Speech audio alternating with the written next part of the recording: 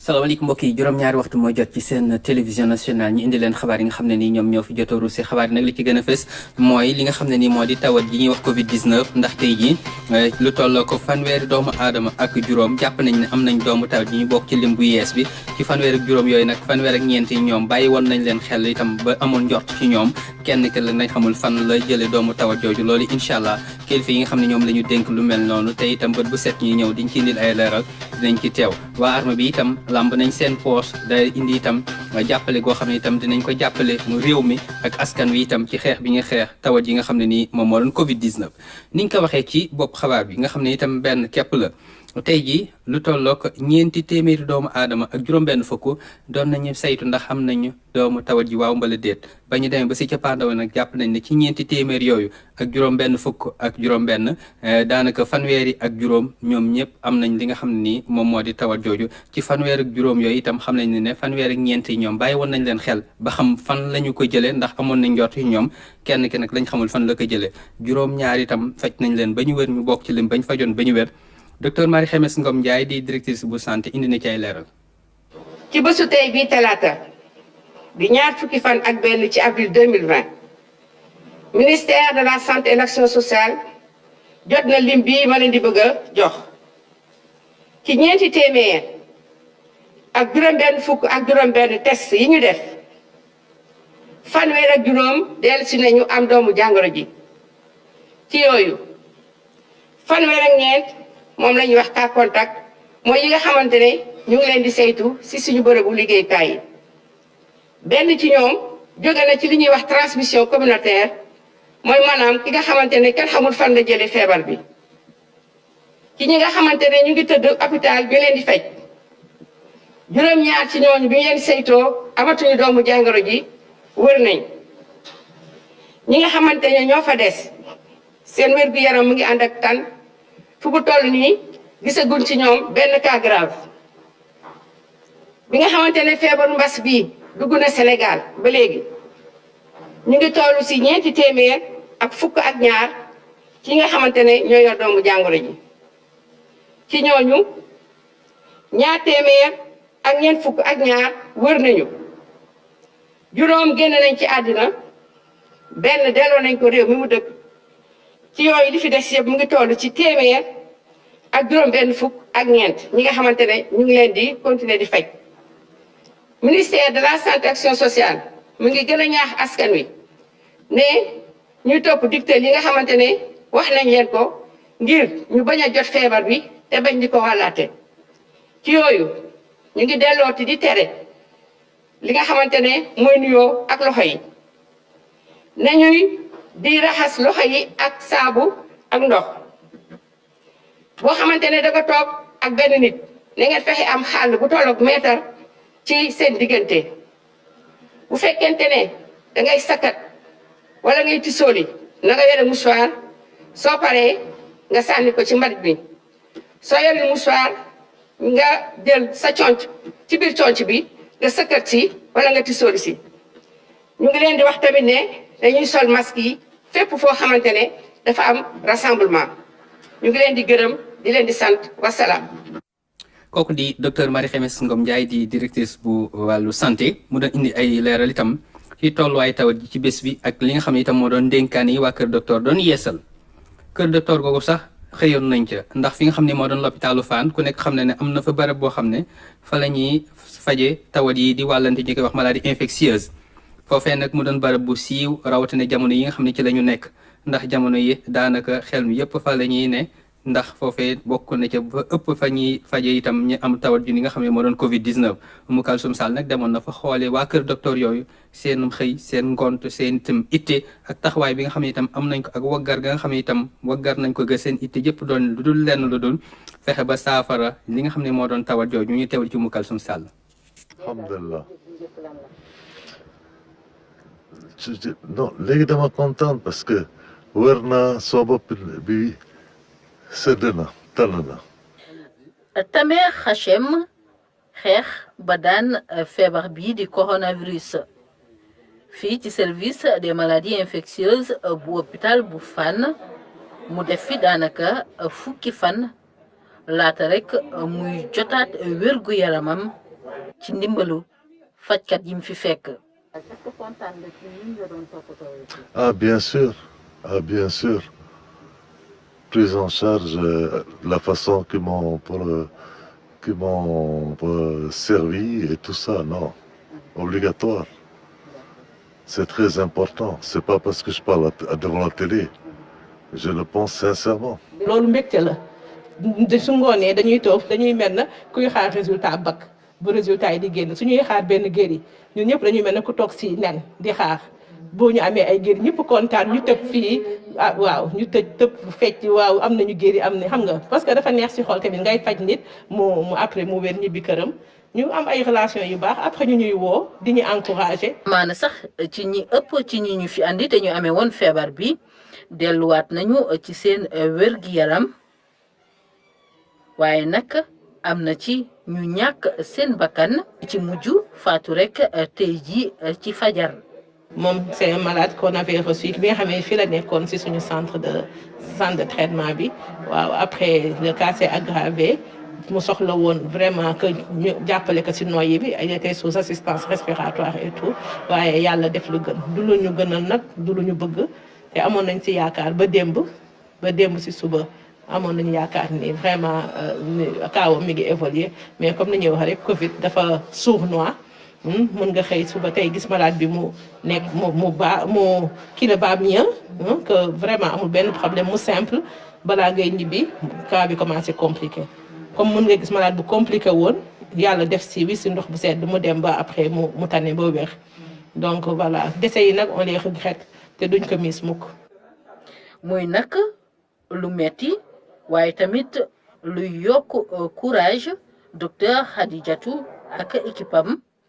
bi midi jotee ñuy waajal delluwaat ci malade yi fi nekk. voilà léegi nii dañu naax a dugg si biir xool ay malade dafa am ay yu ndaw yu ñu laajoon ñoom lañ leen di dugalal jëlaale seen tension jël seen saturation xool noyyi bi ndax baax naag yooyu c'est ak benn appareil jël fi température beeg yooyu waxtaan ak ñoom pour ça soxlawuñu ñuy jël benn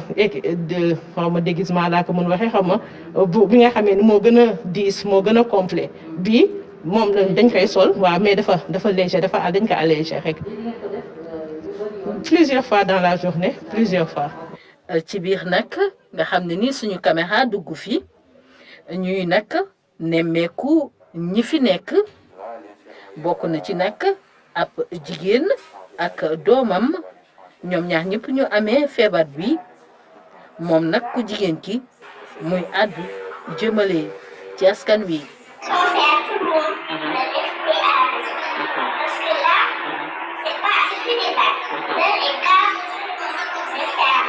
On a vu que machallah pour le moment tout se passe bien, les malades sont stables dans l'ensemble. Service des maladies infectieuses bu Fann nekk rek centre de référence ci wàllu faj bi fii ci Sénégal muy rek loo xam ne ni tax na rek ba ñu jël matukaay yépp. renforcer dañuy wax dëgg yàlla hôpital a pris toutes les mesures il y a déjà comme ni ñu koy waxee am na liste bu taxaw pour renforcer l'équipe de prise en charge fii ñii bu ñu sonnee ñu génnee dugal ñeneen donc c'est une équipe nga xam ne am na ay médecins. suba si dinañu am ay 7 médecins yu nekk sur place dinañu am ay 8 ba infirmiers à peu près yu nekk sur place sans compter waa service d'hygiène parce que ñoom tamit macha allah ñu ngi def liggéey bu doy waar macha allah parce que sans ñoom du ñu dem ndax comme ngeen gisee ñoom ñoo ñuy décontaminer ñoom ñoo ñuy jàppale si sol summeeku bi si biir saalu maladie bu malade génnee ñoom ñooy dem désinfecter salle yi. tolluwaayu feebar bi bokk sax ci li tax ñuy rek yokk yeneeni cabine filée. dañuy yokk parce que comme ni ngeen ko xamee cas communautaire yi commencé na bëri tant que ñu ngi doon wax ay cas contact cas importé amu woon problème contact yi dañ leen di suivre donc on s'attend à ce que xoo ne ay cas yu positif si ñoom loolu ñu ngi koy xaar mais cas communautaire yi dañu mënul maîtriser bu bëri. centre bi à peu près on est à 40-45 lits parce que fii la ak ay annexe am si biir Fann. docteur Khadijatou jaam yaakaar ni sax ni feebar bi léegi ñu tàggoo ak moom. ci kaw nag bu ñu tënkoo ci digle yi. nañ ñu jàppale bu ñu bëggee jàppale nan la ñuy def mooy ñu toog ci kër yi ku amul loo def ci biti nga la toogal sa kër bu fekkee ne vraiment mënoo bañ a toog sa kër parce que c'est indispensable nga génn nga la takkal sa masque. loolu doon ndeysaan loo xam ne ni Oumou Kalsoum Sall moo demoon foofee ca l'hôpital bu Fann den waxtaan itam docteur yooyu ñuy jaajëfal di leen njukkal itam ñu ci soññe boobu nga xam ne itam ñu ngi koy soññe ak loolu doo nga xam ne moo doon seen itte te seen itte du lenn lu dul itam wér-gu-yaramu askan wi. ci wàllu tawat jooju moo waral Union européenne doon mbootaayu réewu tugal yi làmb seen poos itam indi lu toll ak téeméeri milliards ci suñu xaalisu réew jagleel ko réewum Sénégal nee nag téeméeri milliards yi juróom-ñett fukk yi ci boppam ak juróom ñëpp bokk nañu dugg nañ ci jiba réewum Sénégal fukk ak juróom yi nga xam ne ñoo ci des nag bu ñu yegsee jàmm dañ leen dugal li nga xam ne moo doon wàllu koom mi ak ñi nga xam ne itam ñoo doon yenn bërëb yi nga xam ne itam dañuy soxla ak jàppale ak itam ak joyanti ñu teewlu ci Rougiyatou Ba. Union européenne di jàppale Sénégal ci xeex coronavirus mu baaxee Sénégal ab don bu toll ci téeméeri milliards ci suñuy koppar. ci téeméeri milliards yooyu nag juróom-ñetti fukki milliards ak juróom mooy 85 milliards loolu appui budgétaire la appui budgétaire boo xam ne day dem directement ci financer programme de résilience économique et sociale bi nga xam ne président de la République moo ko taxawal ndax mun a xeex mbir mi. xeex aussi wàññi aussi effet négatif yu muy am ci suñu économie ak aussi wàññi aussi daan bu muy daan population bi ñu mun ko atténuer mun a jàppale population bi. bu 85 milliards demee ci force Covid 19 li des toll ci ñaar fukki milliards ak juróom war a dugg ci ay projet Union européenne dafa décider ay projets yoo xam ne dafa existé woon yoo xam ne ñu ngi ko doon doxal ci dëkk bi projet yoo xam ne mu ngi dimbali par exemple ndaw ñi mu ngi dimbali par exemple. ñi nekk secteur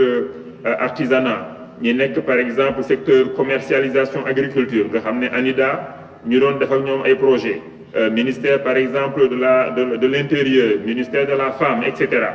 projet yi nga xam ne yëpp dañoo existé woon ñu xoolaat leen jëlaat xaalis bi fa nekk bi ñu xool nu ñuy def ba réorienter projet yooyu nag ci ay anam ci ay secteur wala ci ay population yoo xam ne Covid 19 daf leen gën a daaneel. donc fan yi di ñëw semaine yi di ñëw waa Union européenne ak sunu ay services ak ministère des finances dina liggéey ak ministère sectoriel yi nga xam ne ñoom ñoo bénéficier woon ci 15 milliards yooyu ñu xool nag nu ñuy def ba orienter mbir mi ndax muy dem ci ñi nga xam ne ñoo ko gën a soxla ci saa si. ndimbal li toll ci téeméeri milliards CFA te Union européenne baaxee ko Sénégal lim ci jublu di xeex coronavirus ak jafe-jafe yu mu indi ci wàllu koom ak ci askan wi. jërëjëf Rougiyatou ni nga ko waxee mu doon téeméeri milliards yoo xam ne nii bu juróom-ñett fukki bi ak juróom duggee ci xeex tawat ji yeneen fukki ak juróom dañ leen di dugal itam ci yenn projet yi nga xam ne itam Union européenne naka jekk dañ ci doon indi li nga xam ne moo doon seen ak jàppandal. ci wàllu xabaar ak lu soxal itam koppar yi ñuy dugal ci Covid 19 waa Kaaraange gi itam làmb nañu seen poche ndax armée bi ak gendarmerie lu tollook ñaar fukki millions ñoom dimbale nañ ko itam askan dimbale ko itam réew mi daal di wane itam taxawaay bi nga xam ne itam moom lañ ci am ci li nga xam ne moo doon xeex bi ñuy xeex tawat jooju ñu teewlu ci Mamadou Moussa Niang. ñaari chèque yu fukki millions bu ci nekk mooy koppar yi nga xam ne armée ak gendarmerie dajale nañ ko ngir nag dugal seen loxo ci xeex bi nga xam ne nguur gi mi ngi koy xeex. lii di coronavirus. ba pandémie bi commencé ba léegi armée ak gendarmerie dañoo boole seen doole pour def li nga xam ni moom la réew mi di xaar ci ñoom loolu nag ñu ngi koy def di mobiliser seeni personnel ñuy liggéey mais aussi di mobiliser moyens yi nga xam ni moom lañ disposer pour mettre ko à la disposition de tous les acteurs yi nga xam ni ñoom ñooy contribuer ci lutte boobu. kilifa gi jiite ministère bi yor lépp lu jëm ci forces armées rafetlu nag taxawaayu soldats yi ak gendarme yi ci lii nga xam ne jëm na ci wàllu xeexum coronavirus bii mel ni nag l'armée bi taxawul benn yoon boobu ak léegi ci xeex boobule. lii xew-xew bi amee au niveau de Touba foofu lañ dressé hôpital de campagne et diir bu gàtt gannaaw loolu tamit hôpital principal foofu tamit dañ fa am ay médecins yu bare. di faju jàngoro bu ne mais am installation bi nga xam ne dina tax ñi nga xam ne jàngoro bi dal nañu mën na leen aussi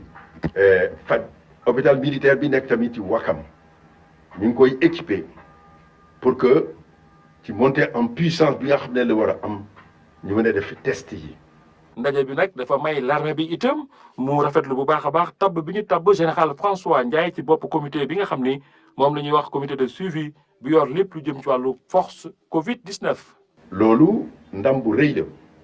maa ngi féliciter le chef d'état-major général des armées ndax moom moo tax mu def ko ndax crédibilité bi suñu armée am te loolu dal na xel sénégalais yi xam nañu loolu yëpp te ñi nga xam ne ñu ngi koy wax dina gën a tax nañu xam ne que président lu mu bëgg mooy di vivre denrées yi nga xam ne dañ ko prévoir pour joxe ko ñëpp lépp jaar ci yoon. Maître Sidiki Kaba profité na itam ci waxtaan bi ngir gërëm sant l'armée bi ci liggéey bi nga xam ne mi ngi koy liggéey di aar personnel bi di yokk kaaraange itam ci frontières yi nekk fii ci Sénégal waaye di jàppale askan wi ci lépp loo xam ne jëm na ci wàllu xeex feebar bi nga xam ni moo di Covid-19. jërëjëf Mamou tàggoowuñu sax ak waa armée ba tey ndax itam Ibrahima Ndong dem na ci l'hôpital bi nga xam ne ni itam jëwriñ ji ñu dénk lépp lu jëm ci wàllu armée bi nga ko doon wax ni ki léegi mu doon l'hôpital bu Wakaam ak yeneen l'hôpital yoo xam ne dañ leen sañ ci fenn ngir itam indi ak jàppandal ci lii doon saytu gu ñuy saytu wàllu wér-gu-yaram ci loo xam ne ni itam léeg-léeg lu jàmpalay doon waaye itam léeg-léeg loo xam ne nii dañu koy waaj ngir mën a xaar ëllëg ba mën a fegu ci yenn yi ñu teewlu ci Ibrahima Ndong. boo yegsee fii ci hôpital militaire bu Wakaam ñu gis ne dañ fiy fekk benn laboratoire polyvalent de biologie clinique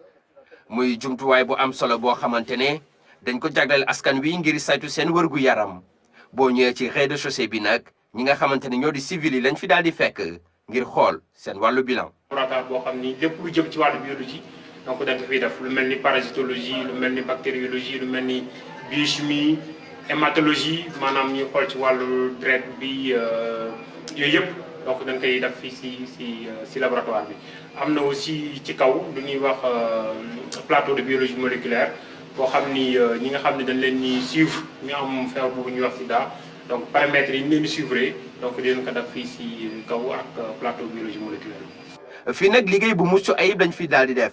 mu mel ni bëri na ñi nga xamante ne moom lañ fi daal di dalal at bu ne boo ko xaymaa mu ngi toll ni ci 40 000. ci ay doomu aadama yoo xamante ne da leen fiy testé. ay paramètres la yoo xam ne day permettre ñu xool saytu maanaam bu ñu xoolee ci deretu nit ki xool ndax boo jëlee wàllu biochimie mën nañu xool pour xool nit ki taux de sucram fan la toll xool ndax dafa am diabète wala amul diabète wala bu amee diabète aussi ñu koy suivre loolu test yi tax ñu koy def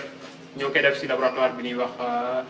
biochimie. jumtuwaay bi nag ñu ngi ko fi daal di samp gannaaw njàppale Fonds mondial ak ñi nga xamante ne ñoo di état-major général des armées ci atum 2013 muy laboratoire boo xamante ne saay su nekk day gën a yokku maninam. fii ci kaw laboratoire biologie moléculaire bi nga xam ne programme SIDA bi ñu ko defee c'était pour ñu mën a gunge pour faj ñi nga xam ne dañu am doomu jàngoro bi biñ ko fi tegee ba léegi aussi. tax na dëkk bi ci wàllum biologie moléculaire maanaam charge virale yi nekk na loo xam ne andi na lu bëri. service bi nag ñu ngi ko fi daal di samp ci gannaaw programme boo xamante ne dañ ko duppee woon SIDA des armées waaye ak jamono ji nga xamante ne mbas mii di Covid-19 mu ngi lëmbee àdduna mu mel ni service boo xamante ne la tamit mën nañ ko wéyal ci li nga xamante ne moo di liggéey bi kilifa yi def ci wàllu Covid-19 bi. tey jii mbas mi ngeen di wax. mais kan moo ko am kan moo ko amul laboratoire kese mooy naan kii am na ko kii amu ko machine bi nga xam ne moom mooy def test yi pour HIV même machine bi mën na def pour Covid-19 parce que réactif yi ànd ak machine bi dafa nekk loo xam ne validé nañ ko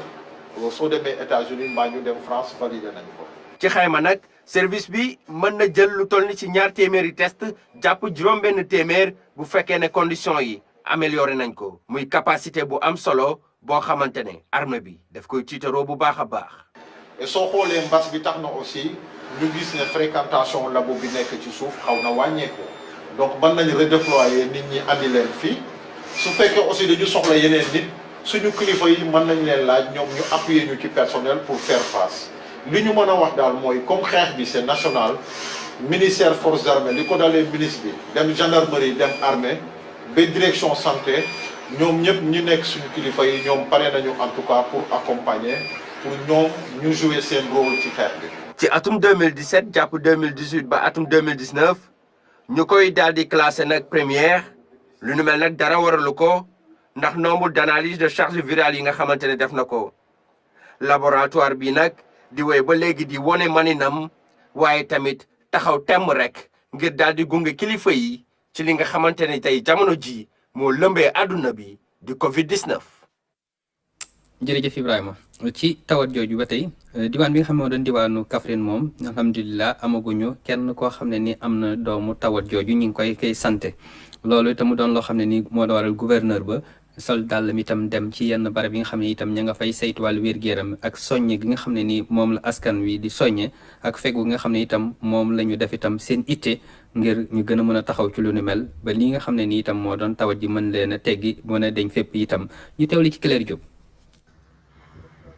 fexe ba natt dispositif kaaraange bi nga xamante ni am na fi waaye itam doole leen ci xeex feebar bi di Covid-19 loolee moo tax a jóg doxalinu comité régional de gestion des épidémies bu Kaffrine ñu ñëw bu njëkk ci poste de santé Darou Salam Boki moom nag mi ngi nekk diggante département yi di Gossas ak Mbacké fi la nekk ponk bu am solo ci dispositif riposte xeex Covid-19. lii di sensibilisation de proximité war na yokku ñu dem ci gox-goxaan yi ci village yi di passer les bons messages parce que loolu rek moo mën a aar région bi ba ci kanam en tout cas jusqu'à présent daal ñu ngi sant yàlla amuñu cas mbas mi mais nag voilà ñu ngi pare itam bu ñëwee ñu mën ko gérer ci ay anam yu wóor anam yu rafet mais looy suñu bëgg ñun mooy bu ñu am cas positif te loolu dafa laaj liggéey bu am solo liggéeyu ñëpp nag muy autorité administrative locale territoriale force de sécurité équipe médicale yi chef service yi ku nekk. ñu fekk fi nag infirmier chef de poste ak équipe am ñu taxaw tem ngir rek fas yéene xeex feebar bi ñu indil leen nag ay ndimbal. comité régional bi am na ambition dem ci département yëpp pour xool bërëb yi nga xam ni moom lañ jàpp ni mooy bërëb bi gën a sensible alors objectif bi mooy lan mooy d'abord pour ñëw apprécier dispositif bi xool lan lañ teg ci ay matuwaay par rapport ak xeexu coronavirus bi. benn objectif bi tamit mooy ñëw jàppale ñi nga xam ne ñoo nekk acteurs sur le terrain indi leen ay matériel de protection indi leen ay masques ay gants ay alcogel ay thermoflash pour jàppale leen. ci Kaffrine nag kilifa yi jël nañu ay dogal yu am solo rawatina nag li ñeel marché yi ak luuma yi. marché aux légumes mooy en tout cas le point névralgique ci wàllu ki marché bi. préfet jël na ci ay matuwaay te bu soobee la tey ji rek dina jël benn dogal pour tere ñu fay jaayee légumes jëlee ko fa yóbbu ko feneen fu gën a yaa beneen bi mooy marché au fora itam dañu remarqué woon dafa doon bëri nit loolu tam préfet tam dina ci jël tam dogal pour que vraiment loolu yëpp wàññeeku. activité bi ni mel nag dinañ ko yaatal ci bépp département bu région bi Kaffrine nag fi mu toll amul benn cas positif bu Covid-19 askan bi ñu ngi leen di yeewandi ngir rek ñu mën a wàccoo ak mesure de prévention yi nga xamante ni kilifa yi moom la ñu wax waaye itam ñu leen di soññ bu baax ngir rek ñu mën a takk seeni masque rawatina bu ñuy génn. jërëjëf Claire yaa ngi doon wax léegi takk googu ñuy takk masque yi ku nekk xëy itam xam ne ni. am na daanaka dogal boo xam ne nii daanaka wàcc na ngir ñëpp di sàmmonte ak loolu mu mel ni itam warteef la ci ñëpp loolu nag mel ni ci dëkk bu tedd bi di Touba itam rafetlu nañ ko am na taxawaay boo xam itam moom la fa askan wa taxaw ngir mën a xeex tawat yi nga xam ne nii moo di Covid-19 ñu teewli ci Lamine Touré. Touba askan wi fi dëkk dañoo yàgg jëfandikoo ak li nga xam ne mooy masque yi fii nag daanaka yëf yi nit ñi miin nañ ko lool loolu nag laata kilifa yi di jël ab dogal. ci wàllu woowu. ñëpp ko war a def waaw boo ko defee dina la aar da nga aar ñëpp aar sa bopp parce que affaire bi toll na foo xam ne fi mu nekk nii ñëpp ko war a sol waaw pour au moins freiner pour bañ a sonal médecin yi. port de masque bi obligatoire la foo waay mën a nekk ak foo mën a jëm ku ne ngay takk masque ñaan yàlla musal ci feebar bi. mu doon kon lu am solo ndax fii population yi xam nañ ne lii di masque bokk na ci li tax Covid-19. bañ a law ci gox bi. métti na nag ci ku ko miinut waaye dañoo toll foo xam ne nii aar suñu bakken daa war a doon yitte ci ñëpp aaral sa bopp nag yaakaar naa aajul forcé nit ki mooy xam ne dafa doon responsable mu am responsabilité aar boppam aar ay dëkkandoom. fekkoon na nag ñun fii ci dëkk bi sëñ bi moom digaloon nañu ni lii nga xamee ne moom la waa kër docteur wax dee leen ko def na ngeen ko def xam naa nag bi ci ministre de l'intérieur jugaatee soññee ji xam naa gën naa yokku maam pëseer bi waaye fekkoon na tamit ñu ci bari nekkoon ko di ko def. fii ci Touba bëri na ay dogal yoo xam ne kilifa yi jël nañ ko ngir dooleel taxawaay bi ci xeex li nga xam ne mooy coronavirus bi ci mujj fekk na ñuy doxal li ni mel fii ci Touba. jërëjëf Lamine léegi dañuy dem ca Tambacounda fekk fa Coro Dieng ndax mel na itam masque yooyu ñuy takk gannaaw ba ñu jëlee itam matuwaay bi ne ku nekk dafa doon wareef ci moom ngir mu koy takk am na itam taxawaay bu fa askan wa taxaw ñu teewlu ci Coro Dieng. ci centre d'état civil bu diwaan bu Tambacounda fukki waxtu jot na officier d'état civil bi nag di def comme lay kattanam ba nga xamante ni ñii ñëw di wut si kayit ak ñi nga xam ne tam ñoo fiy liggéey respecté li nga xamante ni rek mooy def seen masque si seen kanam. warutuñ sax def ay demi mesure di jéem a maslaxa doxul nañu appliquer mbir mi teg ko si yoon c'est tout application stricte des mesures dans toute sa rigueur man loolu laa wax man loolu laa bëgg te loolu laa prôné. arrêté ministériel bi bokk na ci ñi nga xam ne dañuy yëngu ci wàllu jaay ak jënd ca marché central client ak jaaykat yëpp nag dañuy takk seen ay masque indi na 2000 masques distribué nañ ko ci marché bi biñ ko distribué ba pare avant loolu man mii def am na ay masques yu ma defaroon joxe ko parce que suñ kaaraange suñ bopp la bi gouverneur bi indee tamit ñu joxaat ñu sensibiliser boutique yëpp ñu jox leen ñu ne képp na takk sa masque bi moom du question keneen mais aar sa bopp la parce que feebar boo xam ne bu fekkee ci yow dong la doon yem ñu wax mais bu kenn amee rek wàll na ñëpp. ci garage taxi jaune noir bii ñu dem nag chauffeur yi ñi ngi ñaan état bi mu jàppale leen bu baax ngir lii nga xamante ni mooy masque ñu mun koo am ndax képp ku nga xam ne client nga ak chauffeur nga mun di ko yittewoo di ko sol. koo gis bu na sol masque de bon bu leen gis ni am na ñoo xam ne solo ñu masque bon ça veut pas dire que alors xamuñu bien non xam nañu vraiment peut-être ce sont les moyens qui manquent man 1500 laa ko jëndee fii marché bi 1500 mu ngi bon xam nga du ko nekk moom am moyen boobu voilà am na ñoo xam ne sax bon dañ koy jënd 1000 francs 500 francs bon am na yeneen mauvaise qualité encore 250 yooyu. tey jii nag Tambacounda enregistré na juróom-benni cas Covid 19 yu bees loolu moo yóbbu lim bi ci 22 fii ci diwaanu Tambacounda. jërëjëf Thioro jërëjëf itam mbokk yi ci teewlu bi loolu daal moo doon li fi rusoon ci wàllu xabaar dëpp itam ak liñ ci loon ci wàllu waxtu li ñuy def moo di leen ñaanal gàllum ci géej gi.